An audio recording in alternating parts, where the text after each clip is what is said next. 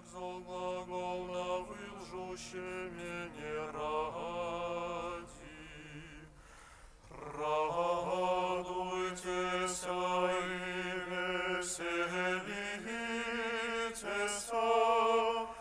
яко возда ваша много на небесе.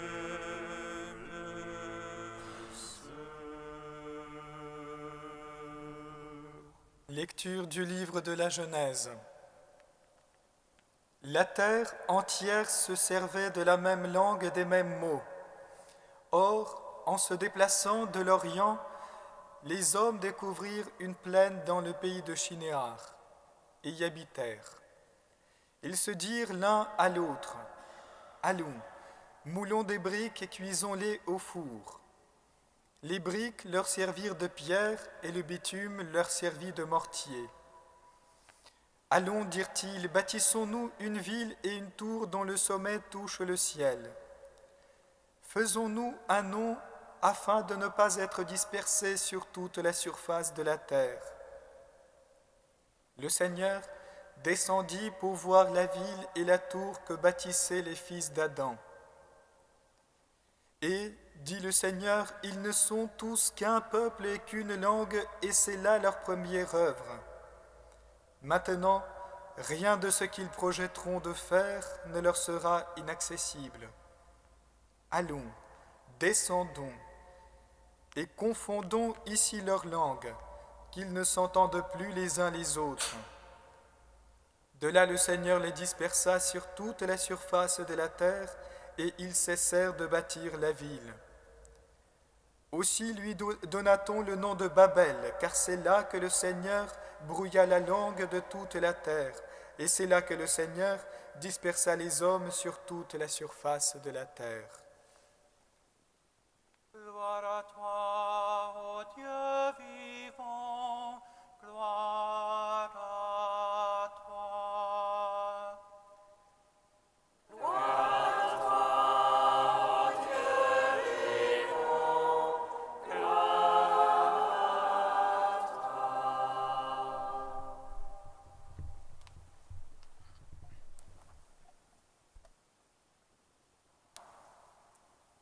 Chers frères et sœurs, la tradition chrétienne orientale considère la tour de Babel comme un film négatif de l'Église.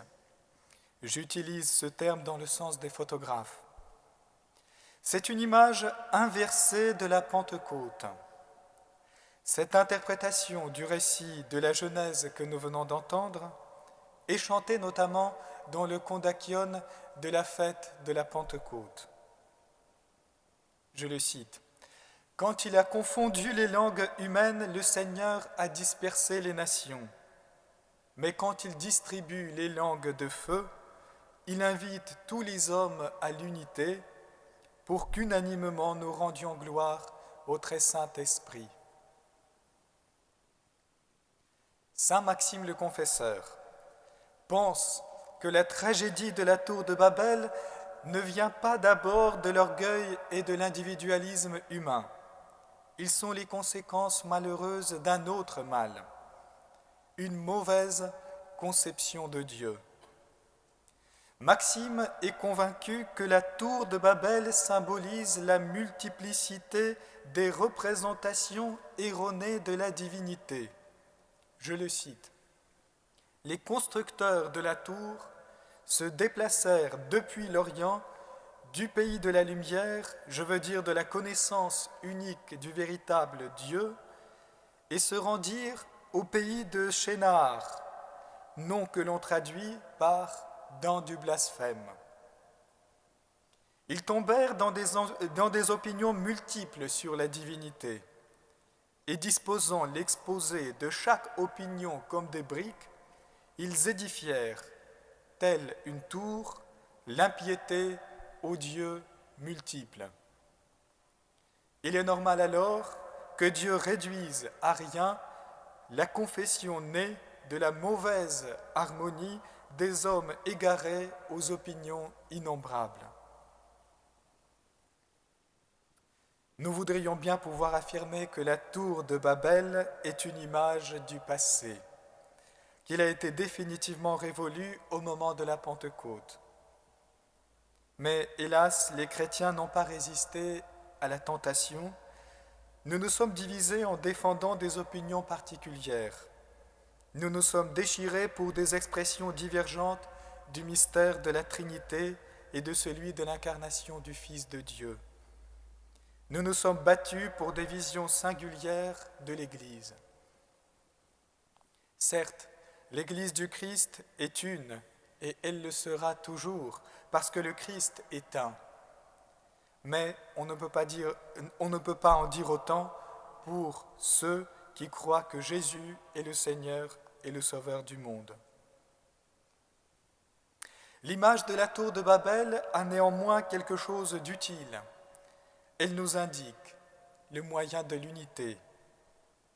Pour saint Maxime le Confesseur, le cœur de ce récit, c'est le pluriel de l'invitation divine. Descendons et divisons leur langue. Comme le célèbre « Faisons l'homme à notre image », ce pluriel renvoie au mystère de la Trinité des hypostases ou personnes de l'unique Dieu. La cause de la division des hommes est la multiplicité de leurs opinions sur Dieu, le polythéisme. Le remède contre cette division est le mystère de l'unité des trois personnes distinctes de l'unique Dieu. L'individualisme des hommes est dépassé dans la contemplation de la façon dont trois personnes divines partagent la même nature dans l'amour infini et dans la volonté unique. Le remède contre notre division, c'est notre assimilation à la Trinité. La voie de l'unité est celle de la divinisation, de la ressemblance toujours croissante et toujours plus visible de l'image que nous sommes à notre archétype. De même que le Père, le Fils et le Saint-Esprit sont trois hypostases distinctes, mais une seule nature, une seule essence, un seul Dieu.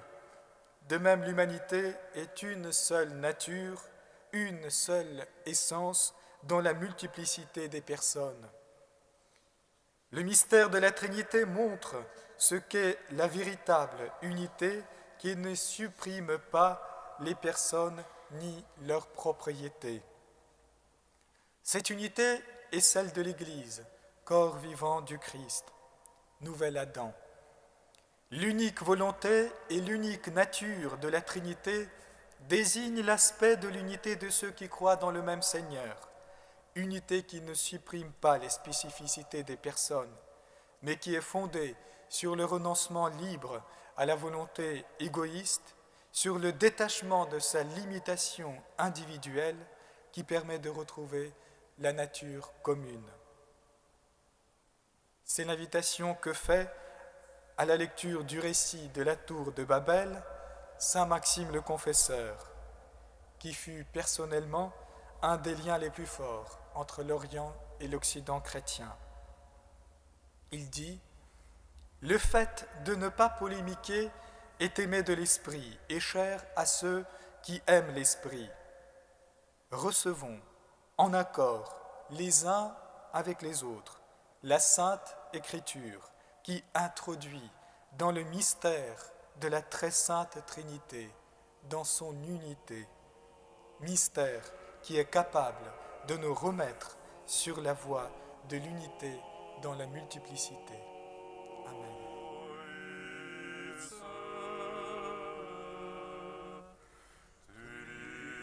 Tu